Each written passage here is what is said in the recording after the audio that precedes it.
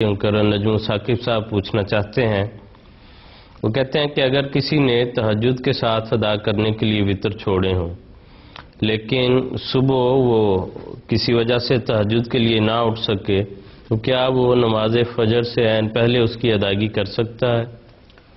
بات یہ ہے کہ اس پہ غالباً ہمارے ہی پروگرام میں 2 دفعہ بڑی تفصیل کے ساتھ اس کا جواب محترم کالوں صاحب بھی دے چکے ہیں. ایک دفعہ میں نے بھی اس پہ متعلق کچھ عرض کی.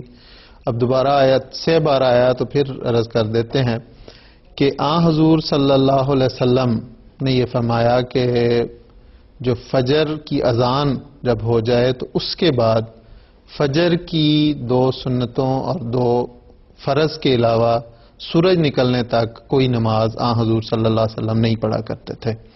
بلکہ سنن ابی داؤد میں ایک روایت آتی ہے، حضرت قیس بن عمر بیان کرتے ہیں رضی اللہ تعالیٰ عنہ کہ حضور صلی اللہ علیہ وسلم نے نماز فجر پڑھ کے واپس نکلے تو حضور نے کسی شخص کو نماز پڑھتے ہوئے دیکھا تو حضور نے فرمایا کہ فجر کی نماز کی 2 رکعتیں ہوتی ہیں، تم کون سی نماز پڑھ رہے ہو؟ تو اس نے عرض کی کہ حضور دراصل میری سنتیں پہلے رہ گئی تھیں وہ میں پڑھ رہا ہوں. تو اس پہ حضور نے خاموشی اختیار فرمائی.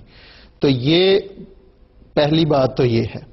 دوسری بات یہ ہے کہ وتر جو ہیں اس کے متعلق حضور صلی اللہ علیہ وسلم نے بڑی اس کی اہمیت بیان کی ہے اور حضور صلی اللہ علیہ وسلم نے بعض ایسے صحابہ کو یہ خاص طور پہ تاکید فرمائی کہ وتر جب تک وہ وتر نہ پڑھ لیں اس وقت تک انہوں نے نہیں سونا. اور حضرت ابو بکر رضی اللہ تعالیٰ عنہ سے ایک دفعہ حضور صلی اللہ علیہ وسلم نے پوچھا تو حضور نے فرمایا، حضرت ابو بکر نے عرض کی کہ حضور میں تو رات کو وتر پڑھ کے سوتا ہوں. تو اس لیے اتنی اہم نماز حضور نے فرمایا کہ وتروں کا ثواب سرخ اونٹوں سے زیادہ ہے. یعنی سرخ اونٹ عرب میں بہت قیمتی ایک متاع سمجھی جاتی تھی، بہت قیمتی دولت سمجھی جاتی تھی. تو اس کی اہمیت بتانے کے لیے حضور صلی اللہ علیہ وسلم نے یہ فرمایا. جیسے میں نے کہا کہ احادیث میں یہ حضور صلی اللہ علیہ وسلم کی یہ سنت ملتی ہے.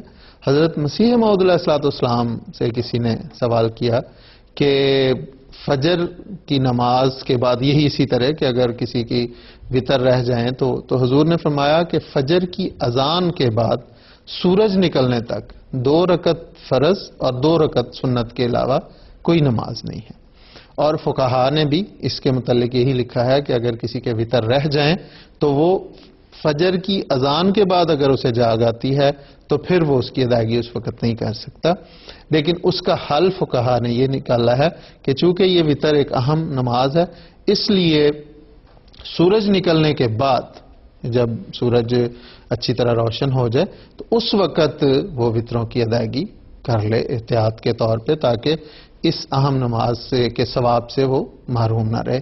لیکن یہ تو ایسی صورت میں ہے کہ اگر کبھی بھول چوک ہو جائے لیکن اگر کسی شخص کو ایسا امکان ہو، ایسا خدشہ ہو، ایسا خیال ہو کہ وہ اس کی صبح آنکھ نہیں کھل سکے گی، جاگ نہیں آئے گی، تو پھر اس کے لیے حضور صلی اللہ علیہ وسلم کی جو مسنون تاکید ہے وہ یہی ہے کہ ایسے شخص کو رات کو وتر پڑھ کے ہی سونا چاہیے. تو جی ٹھیک ہے زید صاحب، بہت شکریہ.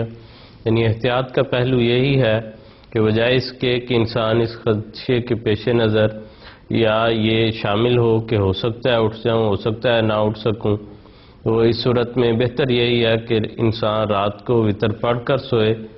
اور اگر اتفاقاً کسی ایسی اضطراری حالت میں کہ انسان بالکل فجر کے وقت پر اٹھا ہے اور وتر ادا کرنے کا وقت بالکل نہیں ہے تو پھر سورج جب پورے طور پر نکل چکا ہو اس کے بعد ادا کیے جا سکتے ہیں. لیکن یہ عادت کے طور پر اس بات کی اجازت جو ہے وہ نہیں دی جا سکتی.